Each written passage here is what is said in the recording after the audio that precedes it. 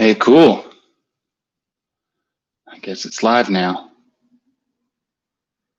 Yeah. Okay, cool. So, yeah, I'm just playing around with the YouTube Live. Just curious how that works. I don't expect anybody's actually going to be in the chat, so it doesn't really matter. So let's see. Today, I guess pretty normal day so far. Woke up at 4:30, got ready, and I did some running, and I already took a shower. It's like 6:30 right now, so I've been up for about 2 hours. While I go running, I'm always listening to books. Sometimes I guess me and my wife go walking, and so we'll get like 2 or 3 hours of like chatting and book listening in. I hope the audio is working well. It seems like it might be quiet.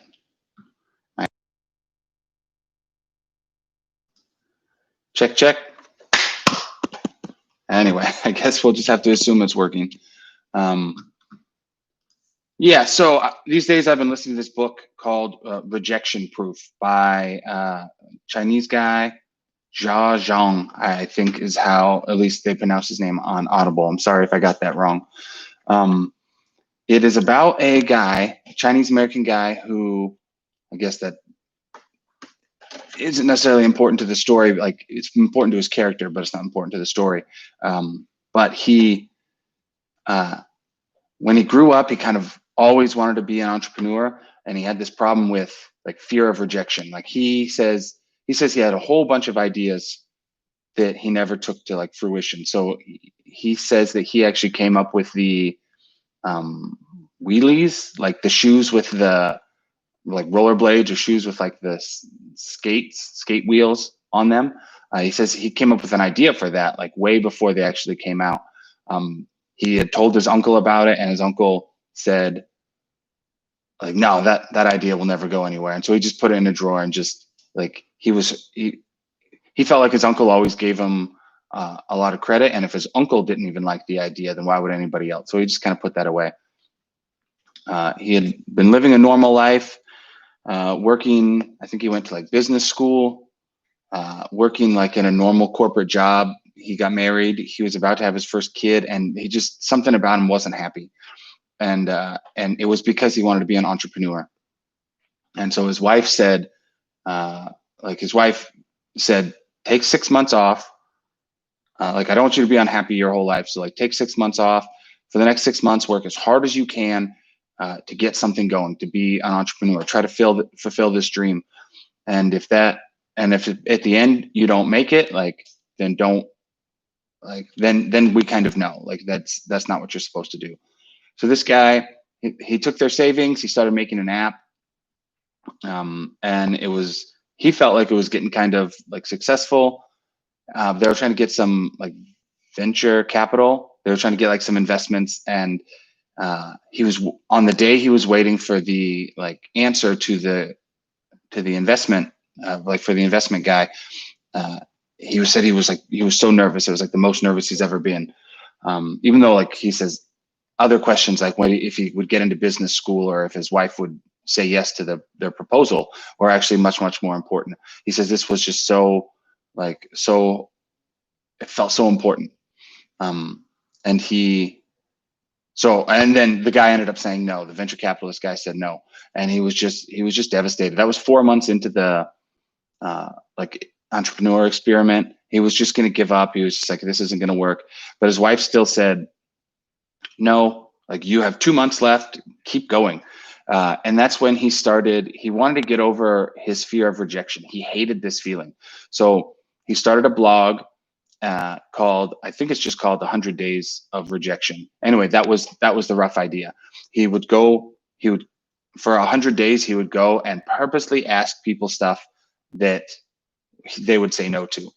And so like the very first one, he went up to a security guard at his office and said, like, he just asked him, hey, can I have $100 or can I borrow $100? And then the guy said no. Actually, the guy said no. Why? But still, like, the author ran off. Like, he was so scared. He started getting a lot more popular by like his third video because he asked for, he needed some rejection for the day after like a day at the office. and he went to like Krispy Kreme, and he asked for donuts. It was like it was around like the Olympics. I think it was like, I guess, I don't remember what year it was, 2012 maybe, but I don't know if there was Olympics at that time. Maybe that's just when the book came out. But he asked for Olympics in the shape of the Olympic rings. And he assumed that the lady was going to say no, and he was kind of prepared for her to say no, and he was going to tell some jokes and go away. She ended up saying yes, and like that video became viral, and like it got shared all over because, and actually he ended up getting it for free as well, because like the Krispy Kreme worker was just like in such a good attitude. They were collaborating and really having a good time. So that video became viral, and like, so his blog caught on like more and more popularity. He kept doing like more and more interesting stuff. I'm kind of going through it fast because there's other lessons besides just like his stories. Like, you should read the book because it is a good book. I'm trying to think. He started getting popular enough where he ended up. So one of his heroes was Tony Hsieh. Tony Hsieh is like the CEO of Zappos, like founder of Zappos, the shoe company. And he did a speech at Zappos, which he was already excited about because Tony Hsieh was one of his heroes. And then Tony Hsieh actually offered him a job, kind of like doing speeches and stuff like that. And his speech is usually about overcoming fear and overcoming rejection. And so he was pretty proud of that. Let's see. I guess the lesson, so like a lot of the book follows his stories of like different levels of rejection, or like different experiments that he did with rejection. But like he like intersperses it with like different lessons. One of the lessons he talks about, he kind of contradicts himself, and I think that's just for writing. He says he started doing research on rejection, and like the typical advice for rejection is like, don't take it personally. And then he explains why why that's not good advice, because like it's so hard. It is hard. Like it feels like it's a rejection of you, even if it's just a rejection of your request or your idea. But then he goes and he gives advice on why it's not personal. Like he talks about why like every rejection has a number. So he tried getting a job. He wanted to get like a one-day job. So he went to companies and just said, hey, can I get a job for a day? And it only took him 3 tries. But he realized that it could have actually taken a lot. It could have taken him a lot of tries. It could have taken him 10 or 100 tries. But if he would have quit after just the first one, like he wouldn't have been successful at it. But then another thing he realized was the person who actually, obviously like the Krispy Kreme lady was really nice. She had a really great attitude.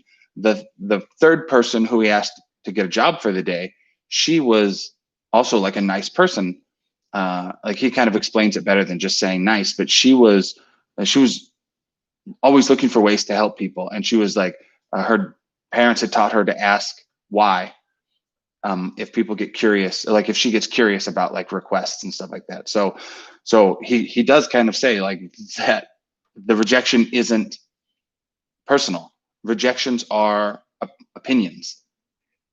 He says 2 things like that, like rejections are opinions and rejections are human. So like it depends on the human you ask, but also it's an opinion because he tried giving people apples. Like he tried giving strangers apples. And obviously in culture, like if you think about Snow White, like there's just, people don't even always like Halloween candy if it isn't wrapped up. So he was purposely giving apples like that poison apple from Snow White. He wasn't giving poison food, but he was just curious if anybody would take it. And he had multiple people take an apple and start eating it, like taking an apple from a stranger and start eating it. I guess for whatever reason, they just trusted him. So he was saying that wasn't universally rejected, which he thought it would be. And then he also tried giving people $5. And he did that to 5 people, 3 accepted, or like 2 accepted and 3 rejected. And so and he was also shocked because that wasn't just universally accepted.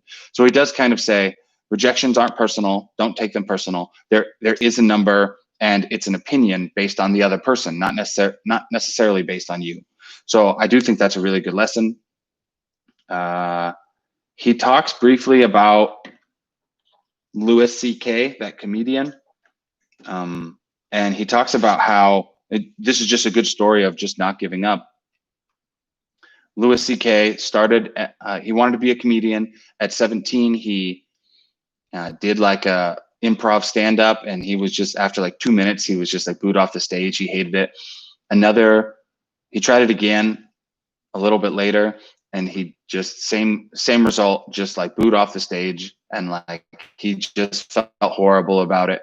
But for some reason, he kept thinking like, okay, maybe this is, I still think I want to do this. So he just wasn't taking the answer, like no for an answer. As he was doing stand-up, he says there was a lot of times when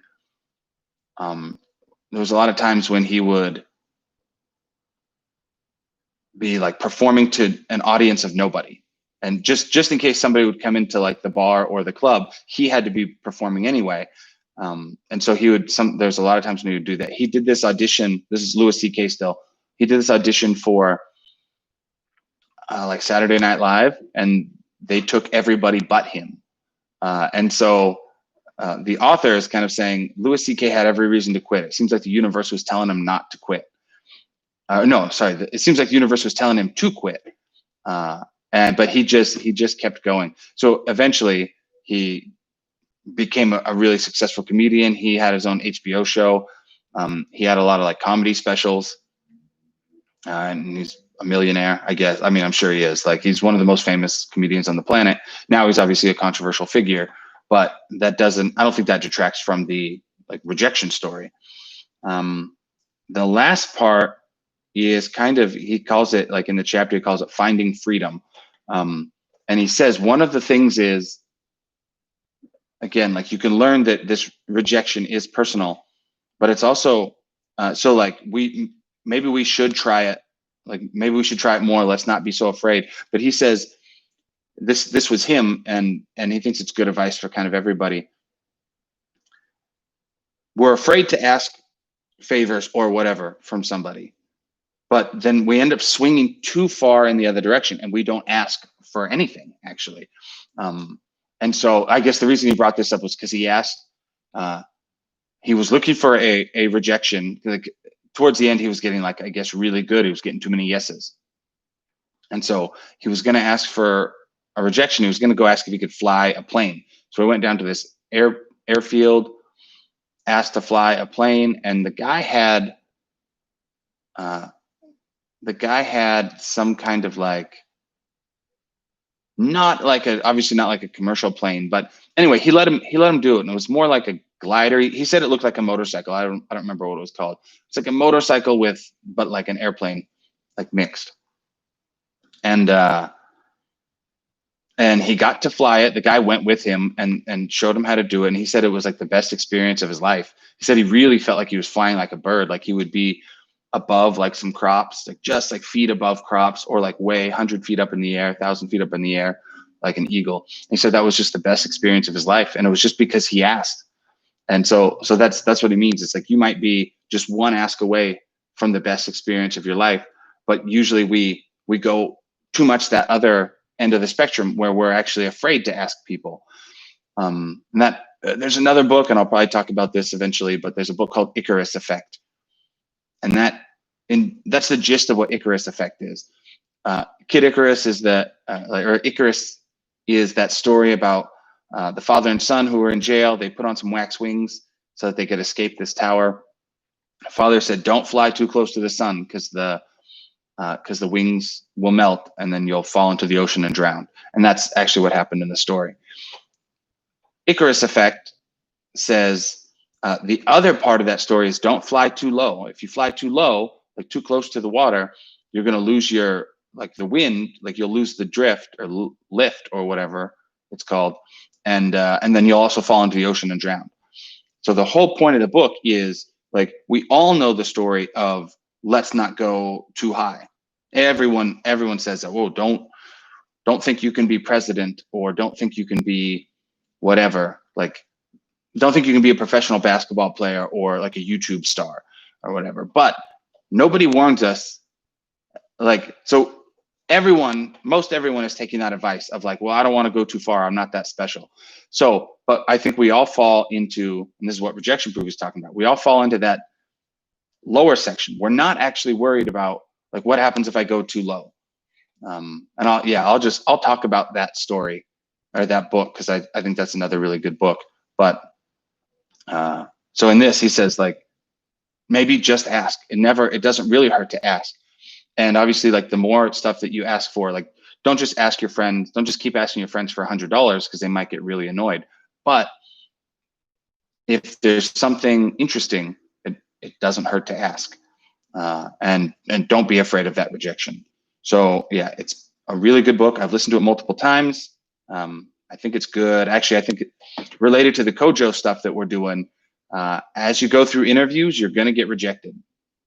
Sometimes you won't get a call back. Sometimes you'll get that phone screening and you'll get rejected. There's been a lot of interviews that I didn't get the job for. But yeah, you just have to keep going. Somebody else said again, like don't take it personally. Actually, I think this was in Linchpin as well.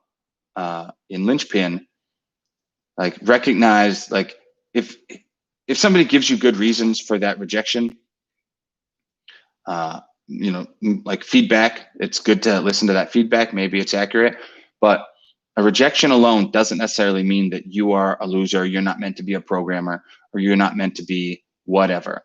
A rejection is just a rejection, and they might be wrong, or they may have went with somebody else for 100 different reasons. So you don't need to take it so personally. So go get interviewed. Go practice getting interviewed. That's a good idea. So it's about 7 o'clock now. I'm gonna get started on some more Kojo tutorials. And what day is today? It's Wednesday, so we got another podcast coming up on. We're gonna be recording on Saturday. It's gonna be a good one. So anyway, have fun. Have a good day. Keep studying hard. Keep working hard. Talk to you later.